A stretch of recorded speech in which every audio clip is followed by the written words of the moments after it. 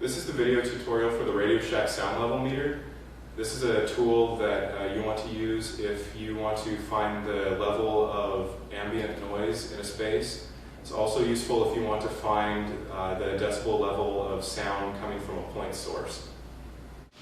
When you go to use the sound level meter, first turn it on by turning the dial.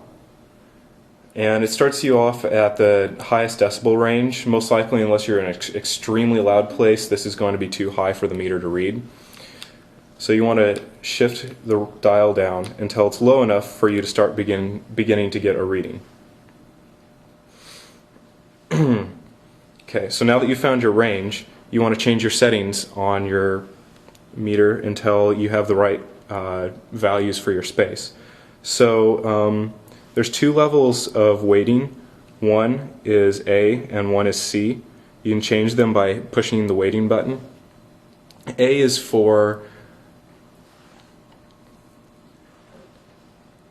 the value of A is for the range of sounds that are most audible to the human ear. C is for the full range of sounds that the meter can pick up. You also want to change your response time to either fast or slow by hitting this button. Fast will give you quick peaks in the sound, and also it will give you a more accurate reading if you are looking for sounds that happen very quickly. If you want a more averaged value, you want to set it to the slow, and that will give you the range over the last 2 seconds. You can hit the DH button, which is just the hold button, and that will freeze your readout.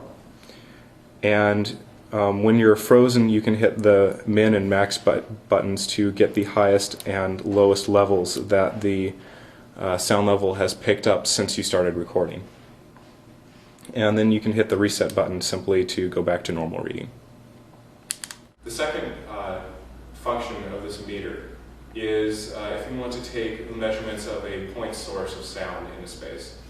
So you do that by pointing the mic directly at it and using the meter in exactly the same way as the general ambient noise.